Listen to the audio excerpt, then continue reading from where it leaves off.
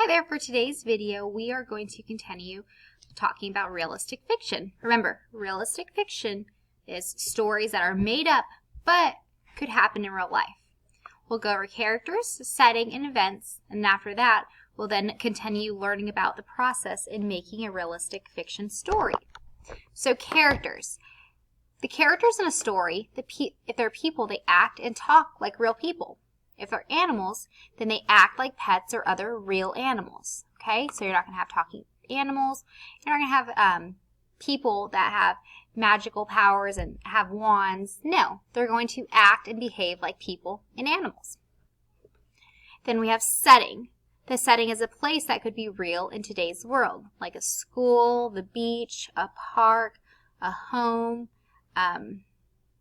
maybe a soccer field. Okay? And then the events, the different things that happen throughout the story, could really happen to someone. Characters have problems that real people might have. For example, maybe you accidentally knock over your water bottle and all the water spills out. That's a real problem that could actually happen to someone. It's not made up. It's something that could actually happen. And then these problems get resolved not with magic or snapping your fingers, but with resolved in a real way. For example, if I were to drop my water, then the solution would be go to the water fountain and fill it up and get some more water. Okay? So realistic fiction. It seems real, but it's not, okay? It's stories that are made up but could actually happen in real life. So let's go ahead and continue learning about how to write a realistic fiction story, and then we can go ahead and look at our examples of our realistic fiction stories. All right, so this is episode 4 in realistic fiction writing. So we've been learning what realistic fiction is. We've been learning about how to brainstorm, how to start our stories off. Now today we are going to continue learning how to put together a realistic fiction story. Now I know this is reading and not writing, but it's important to understand how these authors come up with their realistic fiction stories. Because every day in reading so far, this week, we've been reading realistic fiction stories. So it's really cool to understand how these authors come up with their stories, right? They brainstorm and they work on their introduction. Now we're going to continue learning about how they put the rest of the story together. So make sure you're listening and paying attention.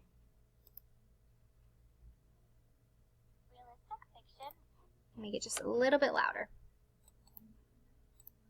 Writing for Kids, Episode 4, Writing a Draft.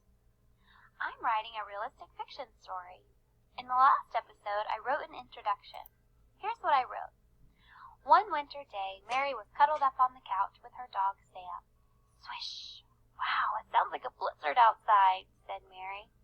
Sam ran to the door and barked to go outside. Okay, said Mary. She put on her heavy coat and Sam's leash, and they walked outside into the snow. Now, I need to continue writing my draft.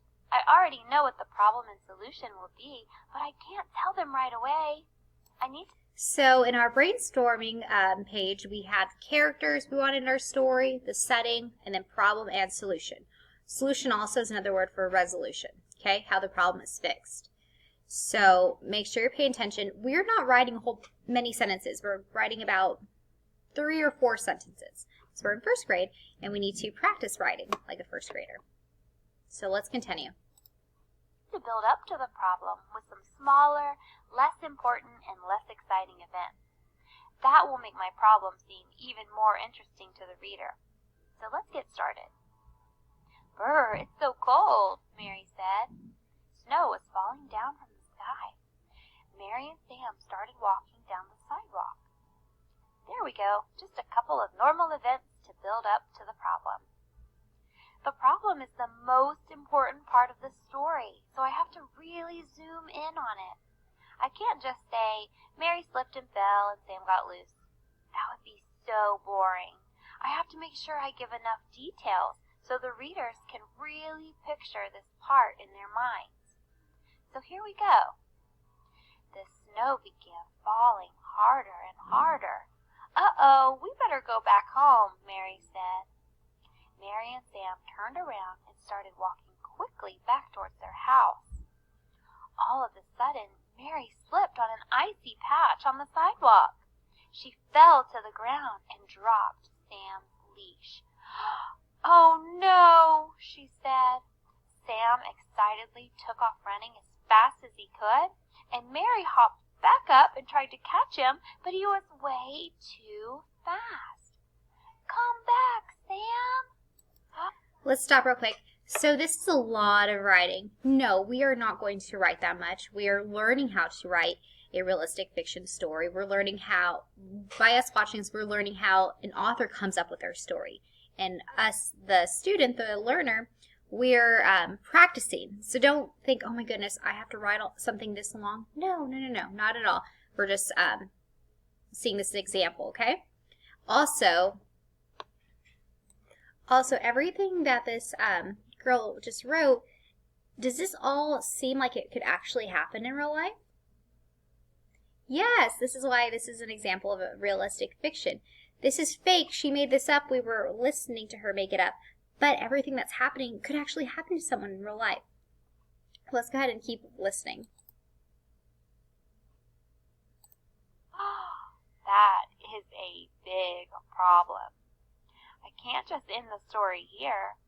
Now I need to describe the solution or how this problem will be solved.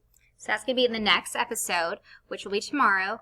So what I would like to do right now is I would like for you to go ahead and get out your brainstorm page where you wrote your sentence from yesterday. And for your activity later, which we'll talk about later, you are going to write another sentence for your realistic fiction story. I hope you enjoyed our little video of a realistic fiction, and I hope you're enjoying writing your little story.